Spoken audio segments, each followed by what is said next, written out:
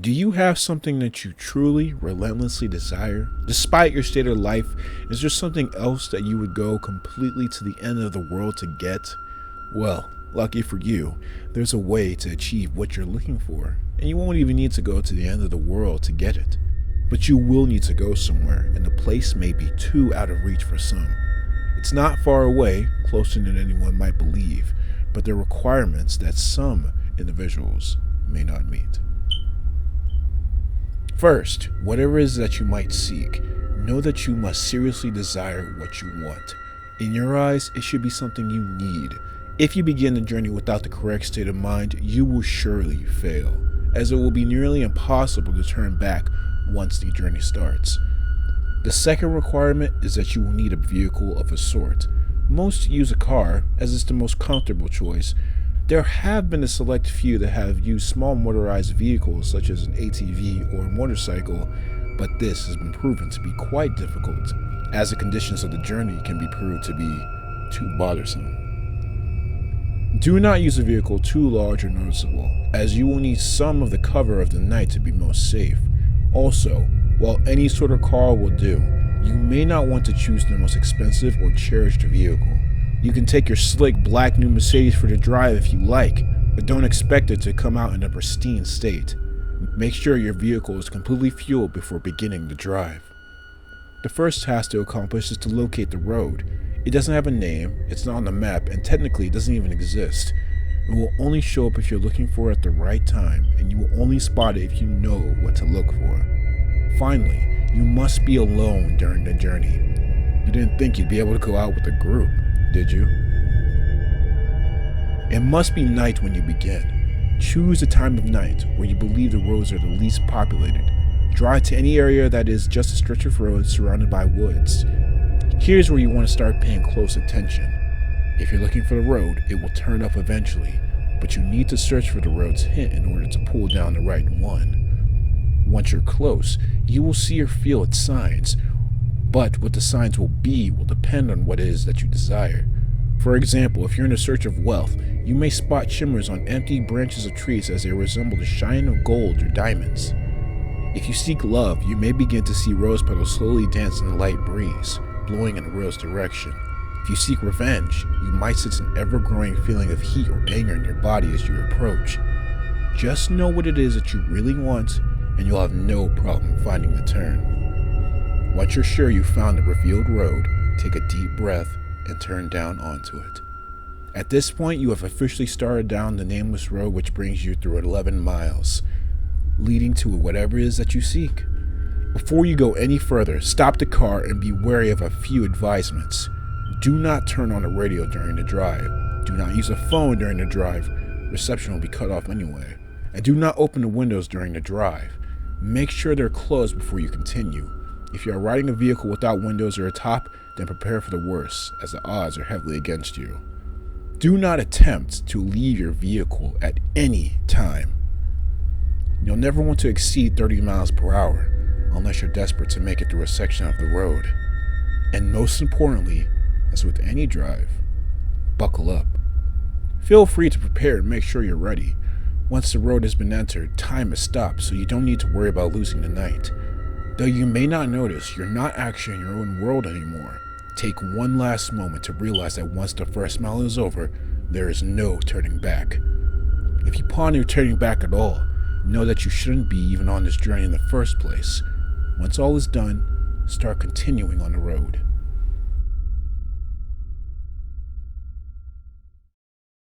On the first mile, you won't see much change. The road passes through mostly woods, with a few miles being an exception. The air will turn a bit colder, in which you should turn on your heating system if the vehicle has one. You won't want to take your eyes off the road either. Take some time to calm any uneasiness by admiring some of the night sky. You'll see it completely lined with stars, more than what you would ever believe is possible.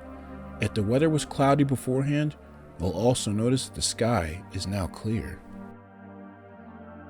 On the second mile, the air will become even colder.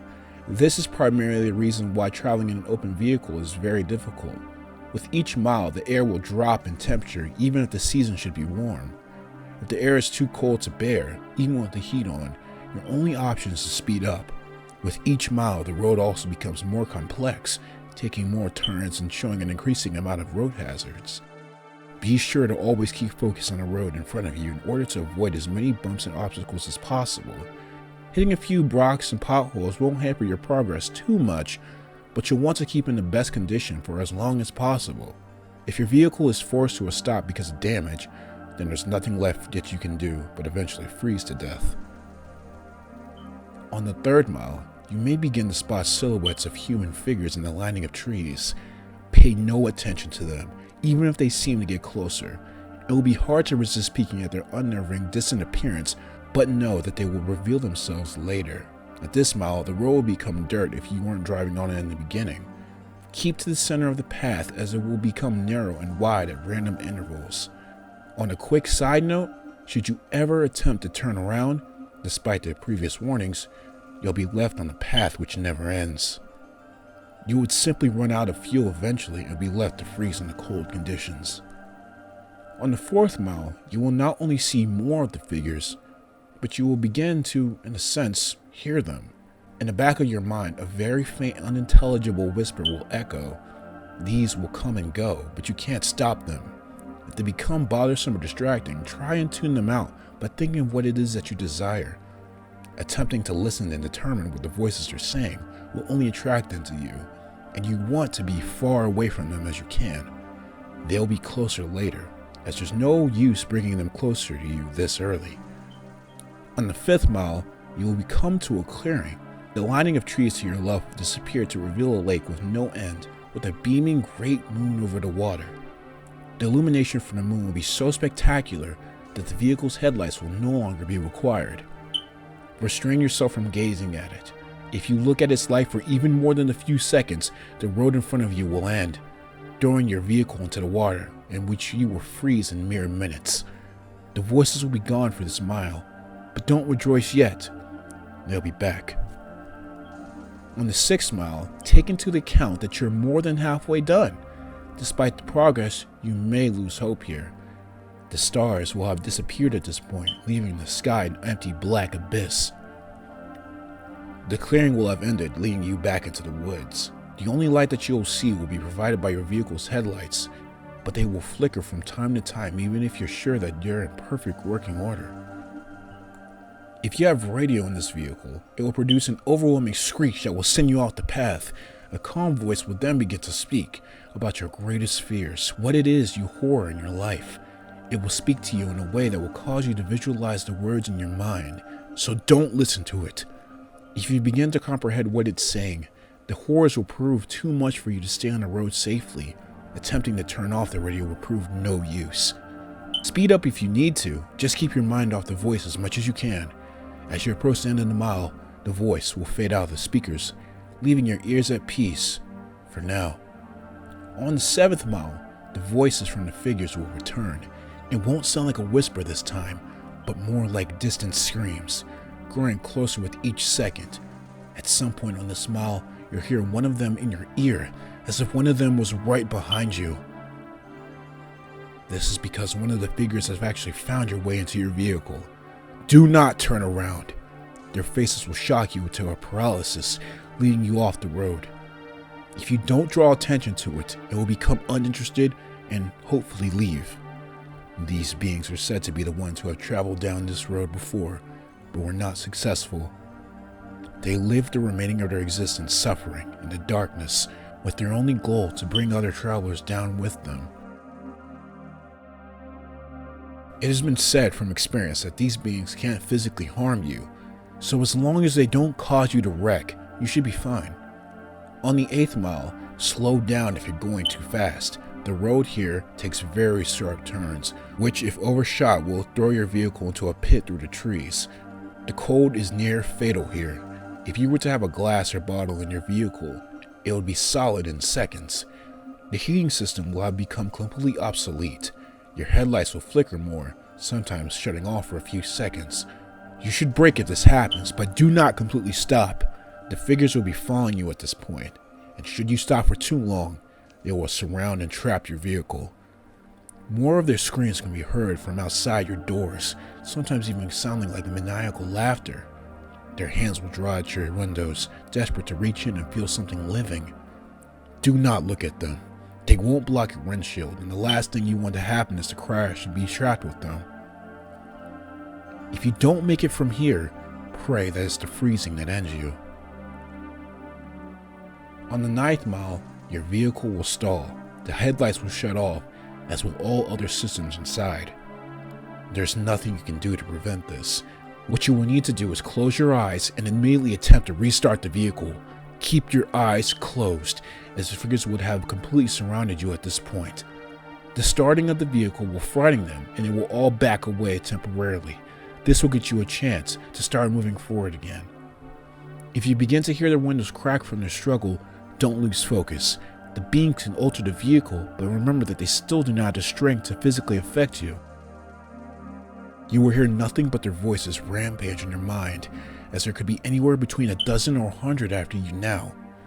Once you start the vehicle, floor it. Floor it as long as you can to stay on the path. When the mile's done, the beings will retreat. On the 10th mile, the voices will begin to stop.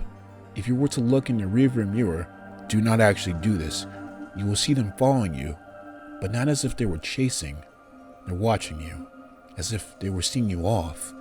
As you go down the 10th mile, the road will become smoother, as if you were back on the 1st mile.